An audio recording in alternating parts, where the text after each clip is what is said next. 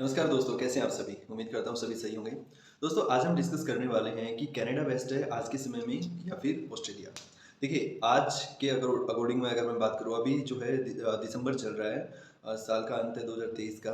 तो इस अकॉर्डिंग अगर हम बात करें अभी की जो सिचुएशंस हैं उसके अकॉर्डिंग, तो मैं आपको कहूँगा कि दोनों ही कंट्रियाँ इक्वल हैं। पहले जो है कनाडा बेस्ट था, क्योंकि कनाडा के अंदर ईज़िली जो है आपको पीआर मिल रही थी, ईज़िली जो है कम पैसों में आप जा सकते थे। यानी कि मिनिमम बजट का अगर मैं कहें कि लोअर मिडिल क्लास फैमिली का बच्चा भी जो है कनाडा जाने के बारे में सोच सकता था। लेकिन अभी की जो सिचुएशंस हैं उसके अकॉर्डिंग अगर मैं बात करूँ तो जीआईसी ऑलमोस्ट डबल हो गई है। पहले 10,200 थी, अभी 20,600 समथिंग है। तो अगर मैं बात करूँ कि अभी की सिचुएशन के अकॉर्डिंग, तो भैया दोनों के अंदर ही इक्वली पैसे लग रहे हैं। लगभग मानो कि आप जो है 12 साढ़े 12 लाख रुपए तो जीआईसी के ही लग रहे हैं। 8 से 9 10 लाख रुपए आपकी कॉलेज की फीस होगी। इसके अलावा एम्बेसी का खर्चा हो गया, एजेंट भी आपसे पैसे लेगा, और फाइल बनवाने के पैसे हैं, वैल्यूएशन के पैसे हैं। ये सारा कुछ मिला के हम कह सकते हैं कि 22-23 लाख रुपए का बजट जो है कहीं न कहीं बैठ जाता है।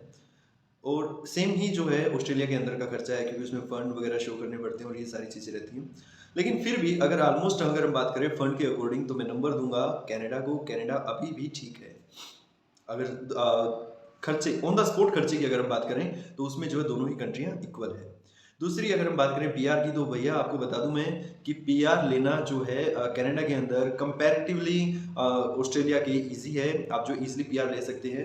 अगर ऑस्ट्रेलिया की बात करें तो लगभग 5-6 साल के बाद जो है, आप 5 साल के बाद जो है पीआर के लिए अप्लाई कर सकते हैं। कनाडा में आप जो है अगर आप किसी भी उसके मैनेजर अगर आप बन जाते हैं, यानी कि आपके अंडर में अगर कोई टीम काम कर रही है, आप सुपरवाइज़र का काम कर रहे हैं, सुपरविज़न का काम कर रहे हैं, तो आपको जो है ईज़िली पीआर मिल सकती है, वहाँ पे चांसेस हैं आपके। इनकम की बात करें, तो इसमें जो है ऑस्ट्रेलिया को मैं नंबर दूँगा, क्योंकि ऑस्ट्रेलिया में जो है आपको इनकम ज़्यादा है।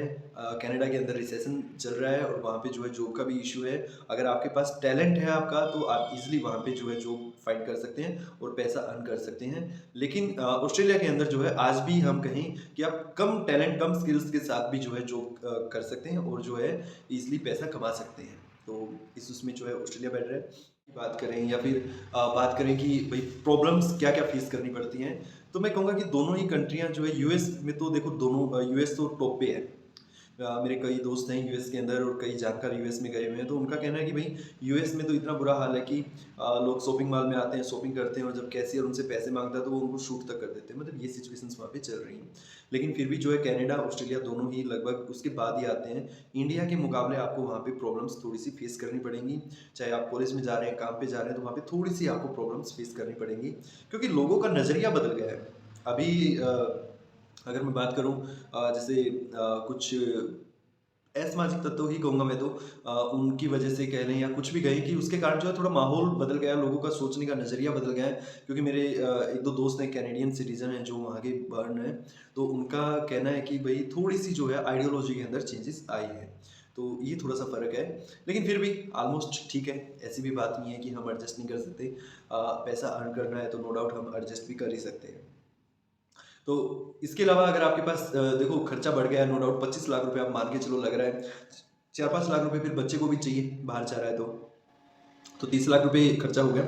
तो मैं तो यही कहूँगा, अगर आप 30 लाख रुपए लगा सकते हैं तो आप अपने इंडिया में रह के कोई बिज़नेस स्टार्ट कर सकते हैं। और अगर आपको यही है कि मुझे बाहर ही जाना है, तो आप सेनेगल कंट्री में ट्राई कर सकते हैं, वहाँ पे खर्चा भी कम है। 7-8 लाख रुपए से स्टार्ट हो जाती है, 6 लाख रुपए से भी स्टार्ट हो जाती है।